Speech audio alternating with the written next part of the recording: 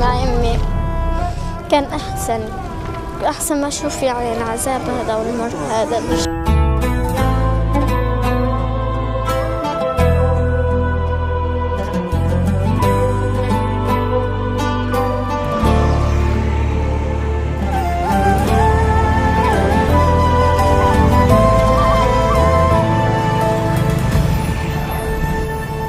فلسطين أرض السلام وأرض المرسلين. فلسطين يا روح الروح إحنا مش ناسين. فلسطين فلسطين فلسطين فلسطين يا حبيبة يا فلسطين.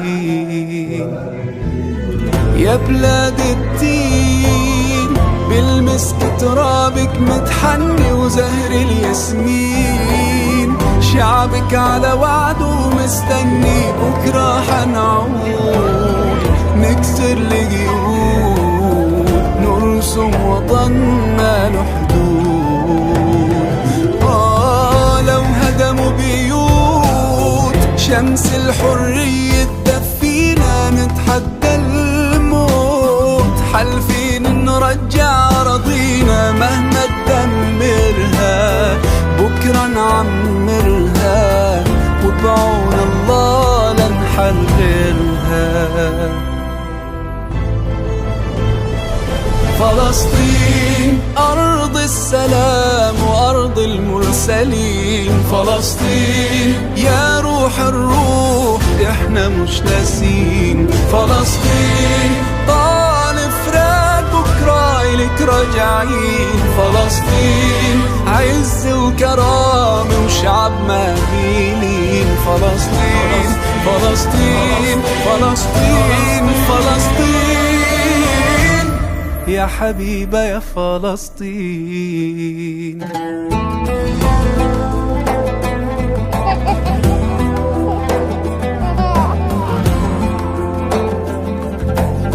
روح الروح هذه روح الروح.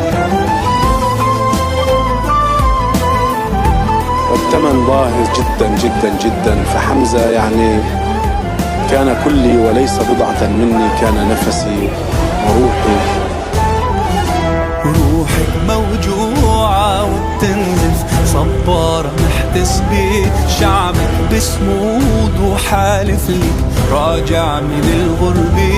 كرمال القدس والأقصى قسما ما يملي. كرمال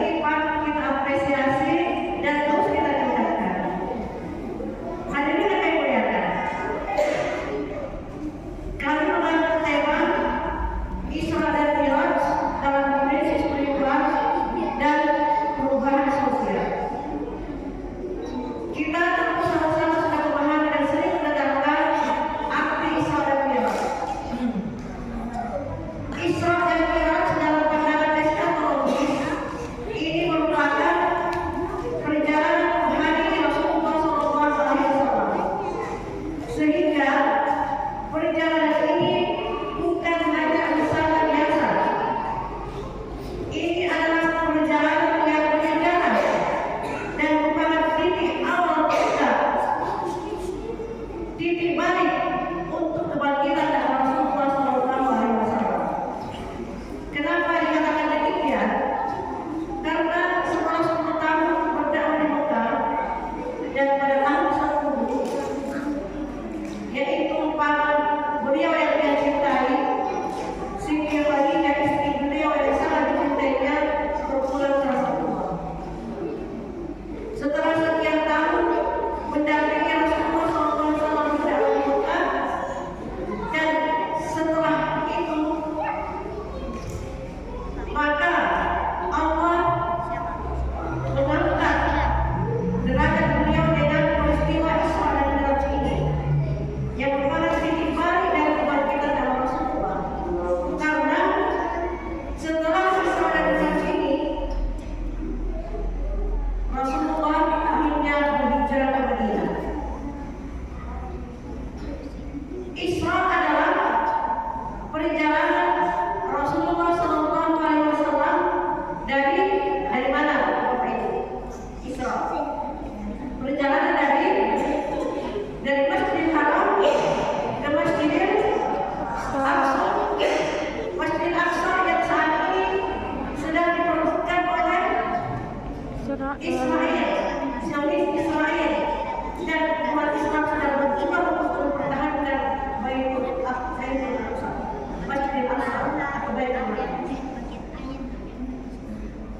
Perjalanan ini yang merupakan perjalanan atau perpindahan dari Masjidil Haram ke Masjidil Aqsa ini dalam dinamika sosial dapat diartikan sebagai sebuah perubahan, sebuah pergerakan, sebuah kegiatan untuk menuju kepada arah yang lebih baik. Kemudian Mi'raj adalah perjalanan Rasulullah SAW dari Masjidil Aqsa ke Sidratul Muntaha, ke langit ketujuh, untuk menerima perintah sholat. Perintah sholat ini atau perjalanan Mi'raj ini merupakan perjalanan spiritual beliau, dan ini merupakan cerminan daripada hakikat sholat itu sendiri, bahwa sholat adalah mi'rajnya bagi kaum muslimin. Jadi sholat itu adalah perjalanan spiritual kita kepada Allah dengan mengadakan perjauhan diri kepada Allah Subhanahu wa Ta'ala. Nah, maka di dalam sholat kita, mampukah kita untuk memfanakan diri? Mampukah kita untuk memfanakan itu artinya mengosongkan diri kita? Tidak ada lagi sesuatu selain daripada Allah, seperti sholat.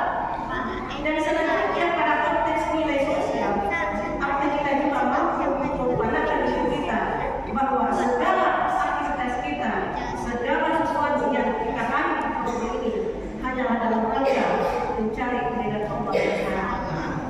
Itulah perjalanan spiritual atau puncak spiritual yang harus kita raih. Hadirin yang kami muliakan. Kemudian dalam hal ini praktis sholat merupakan media atau sarana seorang hamba untuk meningkatkan kualitas spiritual individual, yang kemudian sholat itu secara metafor, secara aktualisasi di media sosial itu akan mampu menciptakan keseimbangan, harmoni, kedamaian. Nah, bagaimana kita setuju ya? Insya Allah ya. Jadi sholat kita itu adalah bagaimana kita meningkatkan kualitas spiritual individual kita, yang kemudian akan mampu untuk menciptakan kesalehan sosial dengan menciptakan kedamaian, keseimbangan, harmoni di antara kita semua. Itulah masyarakat yang ada. Nah, seperti kita tahu bahwa baru-baru ini kita baru saja selesai pemilu, mulai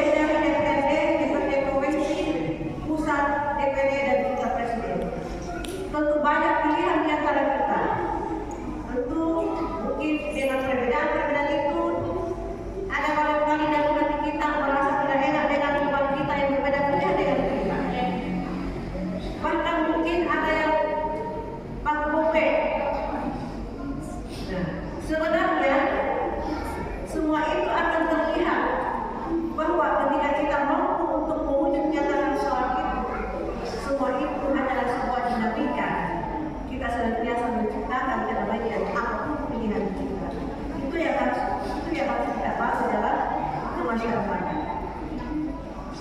Jadi secara horizontal masyarakat yang egaliter terbuka, masyarakat yang berkeadaban yang harus kita bangun sehingga spirit bangsa ini kepada Allah Subhanahu wa Ta'ala. Kemudian hadirin akan melihatkan yang perlu kami tekankan di sini bahwa perintah sholat yang disampaikan kepada Nabi yang kemudian akan disampaikan kepada umatnya itu merupakan perintah wajib. Sholat 5 waktu sudah disampaikan tadi oleh takmir masjid bahwa ke depan masjid kita ini bagaimana supaya agar bertambah jamaahnya, karena selama ini mungkin kita salah pahami bahwa yang namanya perempuan itu sholatnya di rumah makanya, kecuali kalau kita lalai. Nah, ada juga yang mengatakan begitu, tapi sesungguhnya apa bedanya ketika misalnya perempuan pergi ke pasar dengan pergi jamaah di masjid?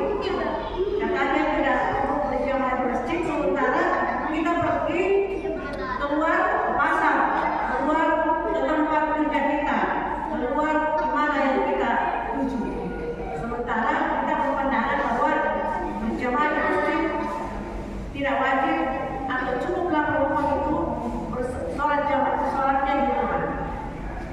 Nah, ini yang perlu disampaikan kepada kita semuanya bahwa sholat di masjid bagi perempuan walaupun ada yang berpendapat bahwa lebih baik di rumah, tapi sesungguhnya ketika perempuan sholat di masjid itu lebih utama ketimbang misalnya dia keluar rumah tetapi dia pergi ke pasar misalnya atau tempat lain kan sama saja keluar rumah ya. Nah, seperti itu mending kita ke masjid, artinya sama-sama keluar rumah. Kenapa ketika sholat itu dikatakan lebih baik sholat di rumah? Hadirin yang saya muliakan, sholat ini sesungguhnya seperti yang saya katakan bahwa sholat itu pada tataran fikih itu hanya sebuah perbuatan mulai dari takbir, ruku, sujud sampai salam. Itu secara fikih yang biasa kita lakukan, yang biasa kita lihat, yang biasa kita saksikan. Walaupun sholat ini bukan merupakan rukun Islam yang pertama, karena sholat ini merupakan rukun Islam yang kedua, tetapi yang paling pertama dihisab di akhirat kelak itu adalah sholat. Karena sholat itu merupakan tiang agama. Jika kita lakukan sholat, maka sama halnya kita menegakkan agama, dan ketika kita tidak mengerjakan sholat, sama halnya kita menunjukkan agama itu sendiri. Begitu pentingnya sholat. Nah, sehingga sholat ini menentukan arah kehidupan kita. Karena kenapa? Seperti yang saya katakan tadi, sholat itu bukan hanya sebuah perbuatan secara lahiriah dari salam sampai takbir, tapi sholat yang sesungguhnya secara luas adalah mampu untuk mencegah kemungkaran. Sholat yang berdaya guna adalah mampu untuk memperbaiki kehidupan kita. Sholat yang sesungguhnya adalah bagaimana kita mampu mengaplikasikan kehidupan kita, akhlak kita, keseharian kita, dan itulah sholat yang sesungguhnya, sholat yang berdaya guna. Seperti firman Allah mengatakan, Bismillahirrahmanirrahim, Inna sholati wa nusuki wa mahyaya lillahi rabbil alamin. Sesungguhnya sholatku, hidup dan matiku hanya untuk Allah. Demikian juga bahwa sholat itu adalah mampu mencegah daripada yang mungkar. Jadi ketika sholat kita ini belum mampu mencegah daripada kemungkaran,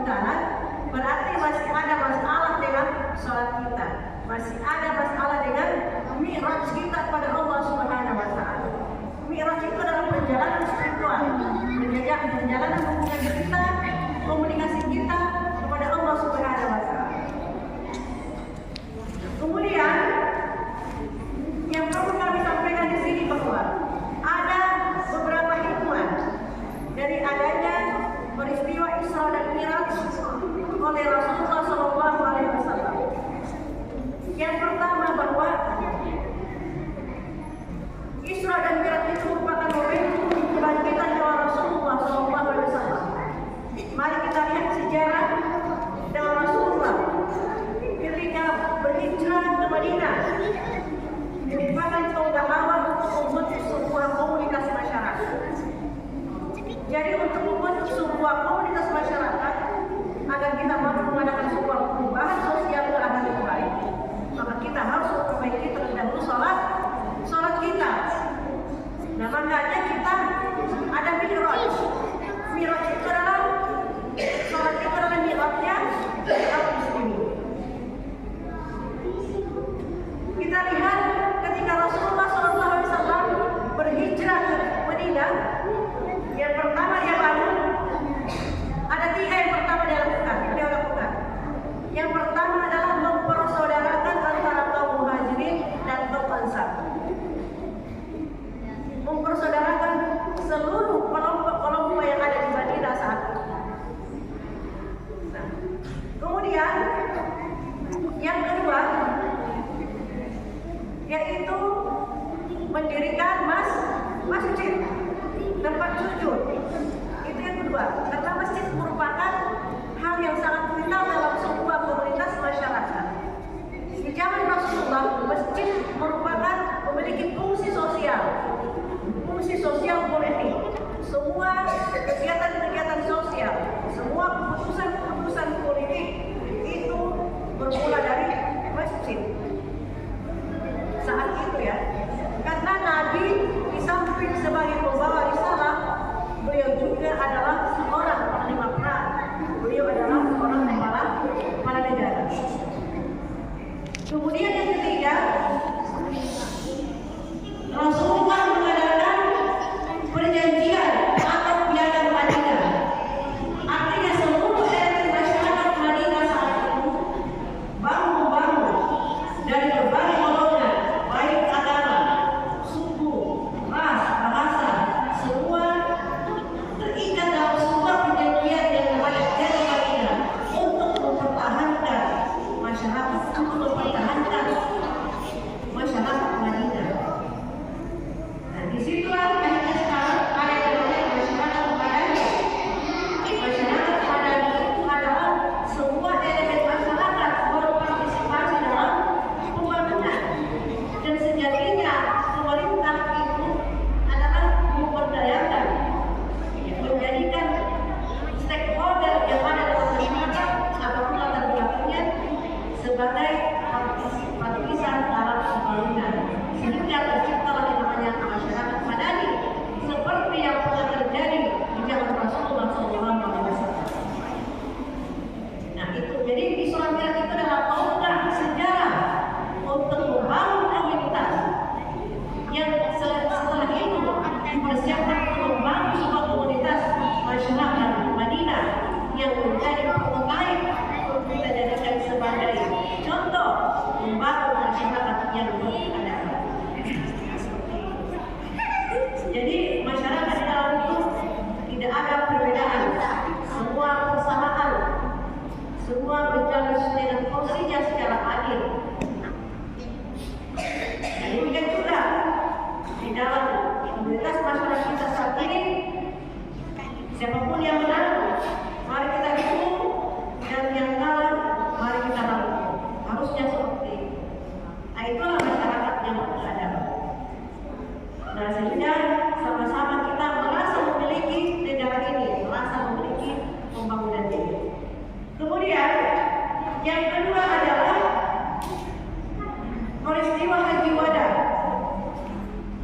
Peristiwa Haji Wada itu merupakan perlambang kebenaran Rasulullah SAW di kota suci Mekah. Setelah berjalan dakwah beliau selama 23 tahun, 10 tahun di Mekah, 13 tahun di Madinah, akhirnya Rasulullah berhaji wada di Mekah